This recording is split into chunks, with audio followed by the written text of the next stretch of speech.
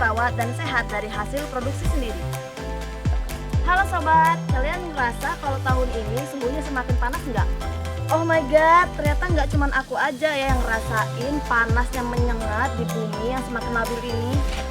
Hal ini sesuai dengan berita yang datang dari Sumatera Selatan di perkebunan duku daerah Oku yang menderita gagal panen. Nampaknya nasib kita sama ya. Di perkebunan duku di Pedusunan Jambi juga mengalami nasib yang sama di tahun ini. Perlu diketahui loh sobat, kalau rontoknya bunga duku yang dialami di Sumatera tahun ini terjadi akibat faktor cuaca ekstrim sepanjang tahun di Sumatera. Astaga, pantas saja tanah Sumatera ini panasnya atas bawah, dari tanah dan terik matahari. Ternyata, pembukaan lahan di area gambut memicu 40-60% gas rumah kaca di Indonesia selama kurun waktu 2017 sampai 2021. Area gambut banyak ditanami perkebunan kelapa sawit yang sekarang memiliki luasan 14,9 juta hektar persegi. Ampun sawit! Dahlah, please say goodbye to sawit. Sobat, hari ini kita akan mengulas proses pembuatan brodot sebagai M4 organik. Yuk, simak prosesnya. Setelah hari raya Kurban kemarin, kita kedatangan pabol si kerbau yang dijuluki oleh Mbak Ella. Nah, kalau Mbak Ella minta 2 potong kaki kerbau, kalau aku sih cukup rumen kerbau di bagian lambung si boba. Rumen adalah kumpulan kotoran kerbau yang tersaring di dalam lambung kerbau atau sapi nih sobat. Rumen yang sejatinya merupakan bagian dari kotoran kerbau yang tidak terbuang berada di bagian lambung kerbau yang berfungsi sebagai ekstrasi atau penghasil nutrisi untuk si pabo nih sobat. Keberadaan rumen membuat triliunan mikrobakteria hidup di dalamnya. Berbagai kandungan enzim dan ribuan nutrisi lahir dari mikrobakteria ini loh. Yuk, sekarang kita ke tong penjemputan brodot.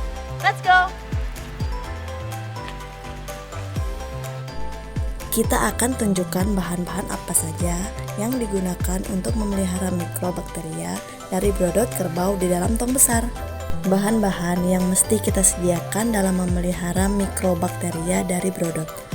Yang pertama, terasi yang berfungsi sebagai penghasil protein untuk merawat sekaligus menghasilkan bakteri.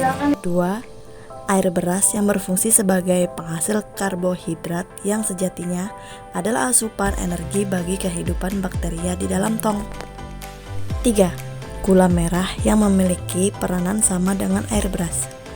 Namun, ia penghasil kalori terbanyak untuk si bakteri ini loh sobat. Sekarang kita akan mengolah bahan-bahan tadi untuk dapat dicampur ke dalam tong brodot. Dalam mengolah gula merah dan terasi, aku akan merebusnya bersamaan hingga tercampur dalam satu larutan dan setelahnya didinginkan. Lalu, setelah larutan tadi mendingin, kita campur dengan air beras dan diaduk hingga merata. Setelahnya, kita dapat menuang asupan dari bahan-bahan tersebut ke dalam tong brodot.